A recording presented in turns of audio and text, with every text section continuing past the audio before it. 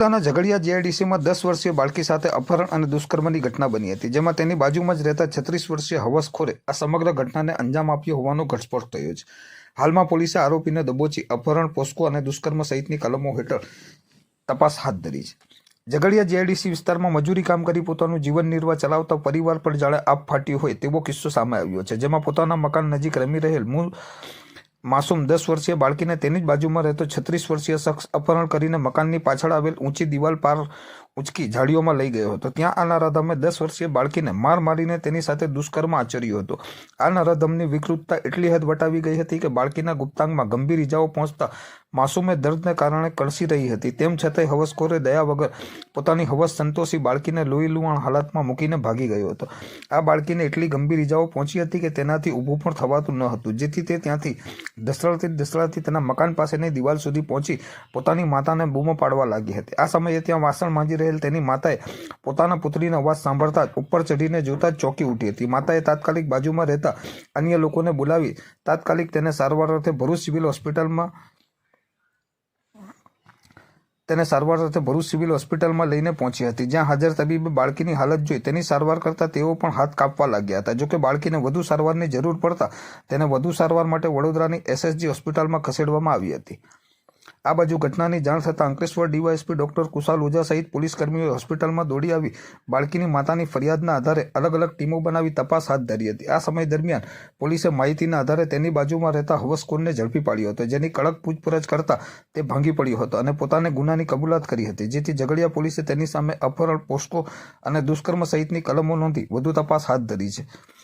આ અંગે DYSP doctor કુશલ ઓઝાએ જણાવ્યું હતું કે હાલ બાળકીની તબિયત સ્થિર છે. પોલીસની ટીમે ગણતરીના કલાકમાં આરોપીને ઝડપી લીધો છે. આરોપી ઝારખંડનો છે અને બાળકીની બાજુમાં જ રહે છે. મજૂરી કરીને ગુજરાન ચલાવતો હતો. હાલ આરોપીના રિમાન્ડની તજવીજ હાથ ધરવામાં આવી છે.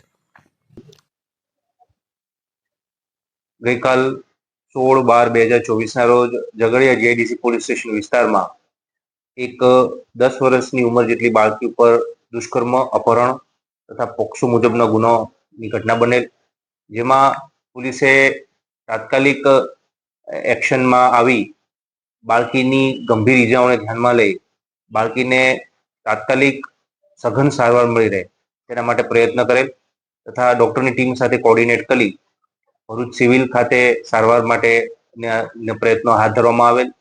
ત્યારબાદ ઇજાઓ ગંભીર હોવાથી તેને વડોદરા એસએસજી હોસ્પિટલ ખાતે તબદીલ કરવામાં આવેલ. ત્યાં એમની સારવાર સઘન ચાલુ છે. હાલમાં તબિયત અમને જ્યાં સુધી માહિતી મળે ત્યાં સુધી સ્ટેબલ છે. ત્યારબાદ આરોપીને પકડી પાડવા માટે પોલીસ દ્વારા વિવિધ ટીમો બનાવવામાં આવેલ. ટેકનિકલ સર્વેલન્સ અને હ્યુમન ઇન્ટેલિજન્સની મદદથી શકમંદોને ગણતરીના કલાકોમાં રાઉન્ડ અપ કરવામાં આવેલ અને તેમની આગવી રીતે પૂછપરછ કરી, ઇન્ટ્રોગેશન કરી અને આરોપીને આઈડેન્ટિફાઈ કરી લેવામાં આવેલ. આ આરોપી જે છે એ ઝારખંડનો છે. શ્રમિક બાળકી જે કોલોનીમાં રહે છે તેની આજુબાજુના હોલીમાં રહે છે અને એનું નામ છે વિજયકુમાર શ્રી રામાશંકર પાસવાન, ઉંમર 36 વર્ષ. તે થર્મેક્સ કંપનીમાં શેન્ટિંગ હેલ્પર તરીકે કામગીરી કરતો હતો અને મજૂરી કરી અને લોખંડને વીણવાનું કામ કરતો હતો. ત્યારે એકલતાનો લાભ લઈ આ બાળકી ઉપર બળાત્કાર અને ગંભીર ઈજા પહોંચાડવાનો ગુનો તેણે આચર્યો છે.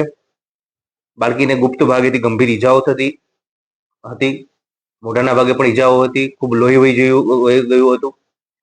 તેવા સમયમાં તેને રેસ્ક્યુ કરી અત્યારે તેની હાલત ખૂબ સ્ટેબલ છે. પોલીસે BNS 137(1)B, 65(2) અને પોક્સો એક્ટની કલમ હેઠળ ગુનો દાખલ કરી હાલમાં તપાસ ચાલુ છે.